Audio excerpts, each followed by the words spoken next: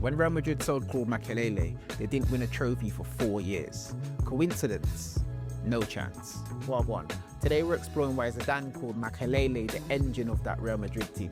Real Madrid early 2000s star-studded lineup: Zidane, Figo, Ronaldo, Beckham. But when they sold Makélélé in 2003, everything fell apart. Their president actually said his technique is average, he lacks speed, and 90% of his passes go backwards or sideways. Zidane's response? Why put another coat of paint on a Bentley when you're taking out the engine? Want to know what made Makélélé so special? That's coming in part 2. And if you want more football analysis that doesn't feel like homework, hit the follow button.